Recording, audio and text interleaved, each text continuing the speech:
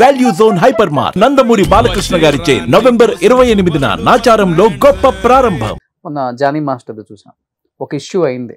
వాళ్ళ వైఫ్ బాగా ఫైట్ చేశారు. అవునవును. ఎంత ఫైట్ చేశారంటే, ఒక భర్త కోసం అంత ఫైట్ చేస్తారా, ఒక భార్య అనిపించి అంత ఫైట్ చేసింది ఆమె.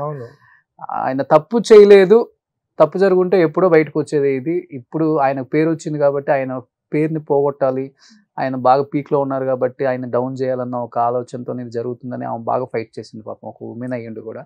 మళ్ళీ మాస్టర్ బయటకు వచ్చిన తర్వాత కూడా వాళ్ళ వైఫ్కి ఆ గ్రాటిట్యూడ్ ఆయన చూపించిన విధానం చూస్తే అసలుకి, అంటే అలాంటి సమయంలో ఒక వైఫ్ డిసిషన్ తీసుకోవచ్చు. మనం ఇంత పేరు వచ్చిన తర్వాత ఇట్లా అయిపోయాడు, నేను ఎందుకు ఉండాలని, అంటే నేను చెప్తుంది అదే అండర్స్టాండింగ్. ఎస్, ఆ టైంలో జానీని చూసినప్పుడు ఏమనిపించింది మీకు అసలుకి యాజ్ ఎ ఫ్రెండ్? చిన్నప్పటి నుంచి అందరూ ఒకే ఫీల్డ్ లో వచ్చారు. జానీ ఇది చాలా sensitive issue sir. First of all sensitive issue, and that అందరూ మాట్లాడకపోవడానికి కారణం కూడా ఇదే, సెన్సిటివ్ ఇష్యూ. ఏది మాట్లాడితే ఎటు వెళ్తుందో అని. ఒకటి సెన్సిటివ్ ఇష్యూ అనేది ఎప్పుడు కూడా దాంట్లో ఏ మాట ఎవరు ఏం మాట్లాడినా అది వాళ్ళకి ఎఫెక్ట్ అవుతుంది. అవును, కానీ మాట్లాడిన వాడికి ఎవరికి ఎఫెక్ట్ కాదు. కానీ ఫైనల్ గా విక్టిమ్లు వాళ్ళు అయిపోతారు. అవును, ఆల్రెడీ పుండుందిరా బాబు అంటే దాని మీద చల్లి ఇంకా కారం చల్లే వాళ్ళే అయిపోతారు, కానీ దాన్ని సేవ్ చేసిన వాళ్ళు అవ్వరు.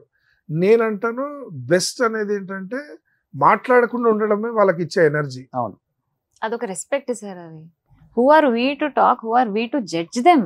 We don't know the inside matters. No, ఇంకా పైన కదా సార్ చూసేది. ఎందుకంటే మీ వారు కూడా కొరియోగ్రాఫర్, మీరు కూడా చూస్తుంటారు. మీరే అన్నారు ఒక మాట, ఎంతో పెద్ద మంచి మంచి డాన్సర్స్ ఉన్నారు ఆయన దగ్గర కూడా. అంటే ఆ మాట్లాడే విధానం, ఆ క్లోజ్నెస్ ఉన్నప్పటికి కూడా మనం అర్థం చేసుకునే విధానం ఒకటి, బయట వాళ్ళు అర్థం చేసుకునే విధానం ఒకటి వేరుగా ఉంటుంది. సార్ ఏ మనిషిని, ఇప్పుడు వైఫ్ అండ్ హస్బెండే కదా సార్. నాకు రఘు గురించి పూర్తిగా తెలీదు, రఘుకి నా గురించి పూర్తిగా తెలీదు, ఎప్పటికీ తెలియదు కూడా సార్. ఏమైనా మన గురించి మనకే 100% తెలుస్తుంది. అమ్మా నాన్నలకు కూడా మన గురించి పూర్తిగా తెలియదు సార్, పెంచుండొచ్చు. అలాంటప్పుడు మనం ఎవరం సార్ వాళ్ళ గురించి మాట్లాడడానికి? Who are we to do that? It is very wrong. మంచి స్టేజ్ లో ఉండి మంచి పాటలు చేస్తూ మంచి ఇది ఉన్నప్పుడు ఇలాంటి ఇష్యూ అనేది చాలా అనుకుంటాను. ఏంటంటే కొన్నిసార్లు జాతకాల్లో నేను జాతకాన్ని బాగా నమ్ముతాను, టైం నమ్ముతాను. ఆ టైంలో తన బ్యాడ్ టైం అనుకుంటా కారాగారంలోకి వెళ్ళాల్సి వచ్చింది. వెళ్ళాడు, వచ్చాడు బయటికి. సో తప్పు ఉండదు, అండ్ అది ప్రూవ్ అయిపోతుంది త్వరలోనే. సో అనేది తనకు మంచి. కొరియోగ్రాఫర్ ఒక భయం అయితే వచ్చింది కదా దానివల్ల, ఆ సిచ్యువేషన్ చూసి. భయం ఎందుకు ఉంటుంది సార్? భయం అంటే మనం తప్పు చేయకపోయినా కానీ పెద్ద ఫ్యాషన్ అయిపోయింది కదా సార్. భయం అనేది నేను అంటున్నాను, తప్పు ఇలాంటివి అనేది మీకు మన ఇండస్ట్రీ కాబట్టి మనకు తెలిసి వచ్చింది, అంటే తొందరగా ఫోకస్ అయింది. అలాంటివి చాలా ఉంటాయి బయట ఫోకస్ కావు, ఈ ఫోకస్ అయితే అదే యాజ్ ఈజ్ ఎవ్రీ టైం ప్రతి ఒక్కరు వాడే పదం ఏంటంటే మనం ఇండస్ట్రీ కాబట్టి తొందరగా ఫోకస్ అవుతాం. లేదు బయట అయితే అంత తెలియదు, చాలా జరుగుతుంటాయి ఇలాంటి.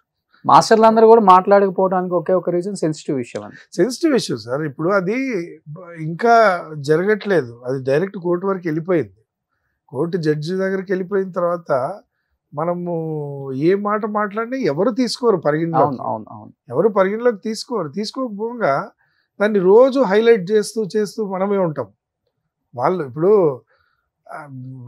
అయిపోయిందిరా బాబు, నా 3 రోజులు నా గురించి చేశారు, సరే మ్యాటర్ చల్లగా అయిపోయింది, ఎవరు ఇంకా అది దాని గురించి పట్టించుకోవట్లేదు అన్నప్పుడు మళ్ళా పొడి మీద కారం చల్లుతున్నట్టు అవుతుంది. అవును, సో అది సెన్సిటివ్ ఇష్యూ కాబట్టి తను. సుమన్ టీవీలో మీ పర్సనల్ అండ్ బిజినెస్ ప్రమోషన్స్ కోసం కింది నెంబర్కి కాంటాక్ట్ చేయండి.